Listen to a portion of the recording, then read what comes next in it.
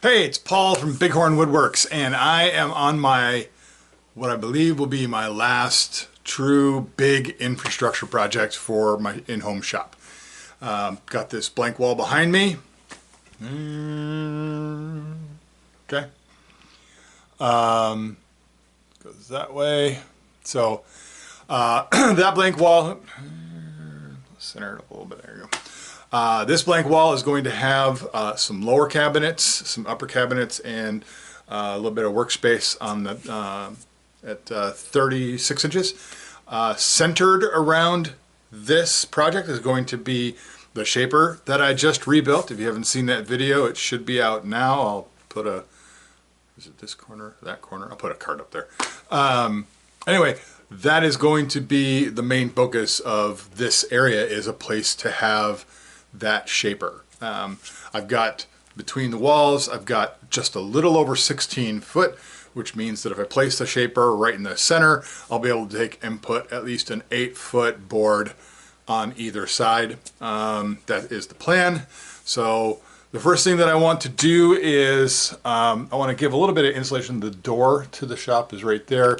I want to take and put a little bit of insulation up there before I close that off, and then we'll go ahead and start working on the shop walls, which are going to come up to about, well, I'll start them right about here, and then they'll go up, but then the cabinets will be below that, and obviously cabinets above that. So I only need to do a portion of the wall with the wood. That way everything can sit flush against the studs here. So let's go ahead and get started. We'll open up some insulation. Insulation is one of those things that I'm not doing it because of the temperature. I'm doing it to try and keep some of the sound in. Eventually I will end up insulating all of the walls and the ceiling here, but I just so happen to be insulating my garage.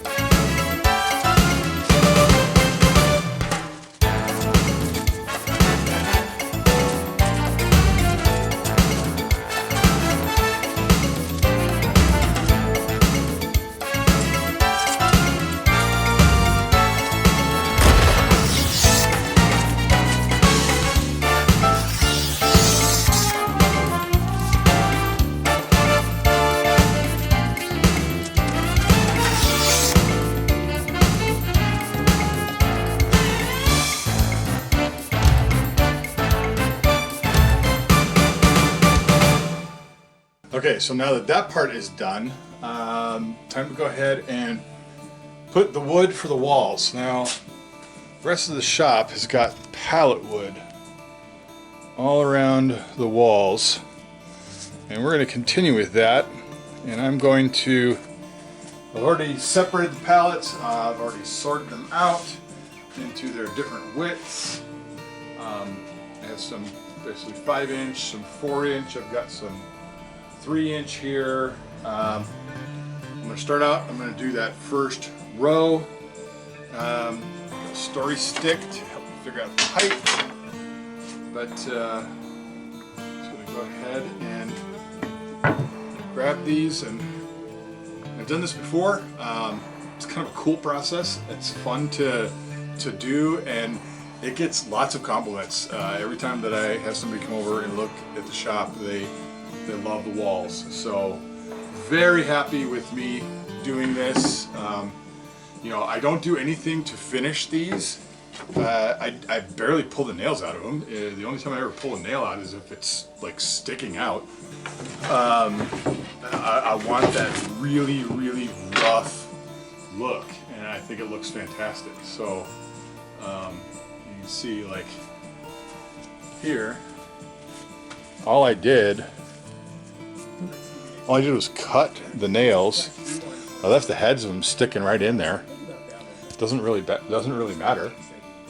You know, or like this one here. You know, this one. This nail stayed in. This nail just happened to come out. I'm not trying to make this perfect, which is what makes it so perfect. So, but for the bottom row, for that first row, I do want to make sure that I'm grabbing them as straight as possible, so that I give myself a good reference surface. So I am going to go through the ones that I have. I basically need 16, 21, roughly 26, 27 feet. These are all around 3 feet long, so give me 9, 10 of them that are all the right width and look really good. That's these out. These are all stuff. This is all stuff that I scavenged off of pallets. I wanted to get nice pallets, but I wasn't looking for brand new pallets. Each row should be the same width of board. On that very first row I want all of them to be fairly straight and uniform. I don't want to, let's see here, like I don't want ones like this where they're buckling. I don't want to mix widths. So like this one is a wider board than this one. I don't mind doing that like later on as I'm going up, but this very first row, I want to try and be as clean and uniform as possible. So we're going to go ahead and we're going to start by putting up those.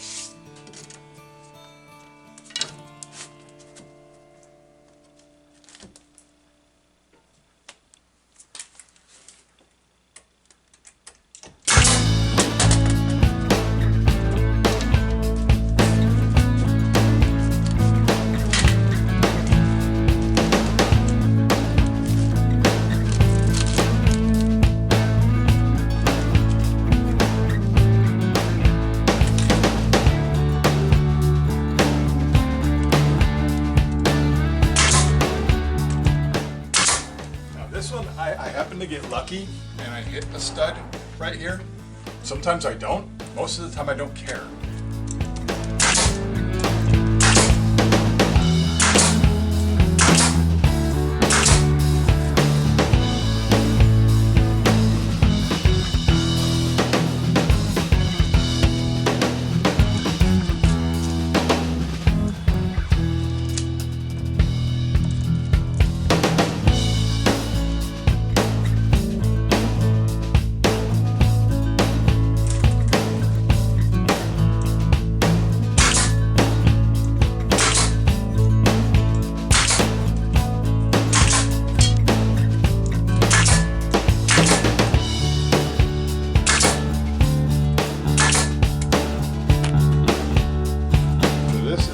Of one where I go ahead and send it across, it's right there in the middle.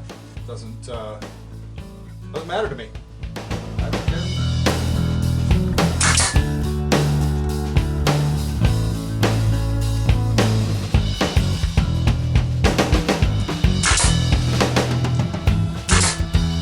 If it is kind of close, I will make a trim. Just again, I don't mind necessarily coming through here, because if anything, I can put a little board back behind here, and if they're kind of off, I can shore that up and put something behind there and attach them together. It's a little harder to do when it's right up against the edge of the stud.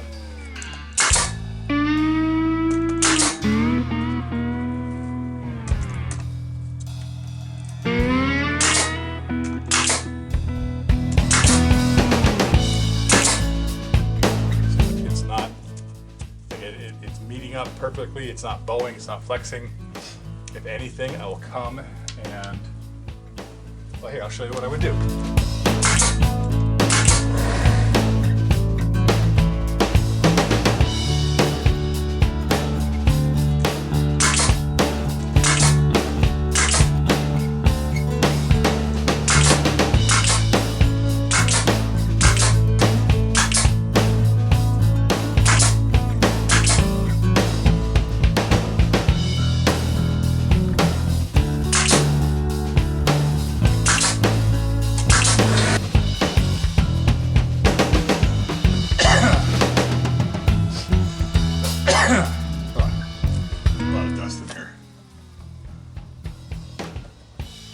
That's one thing I asked my wife for Christmas is a air purifier in here to help clear out some of the just dust that's roaming in the air.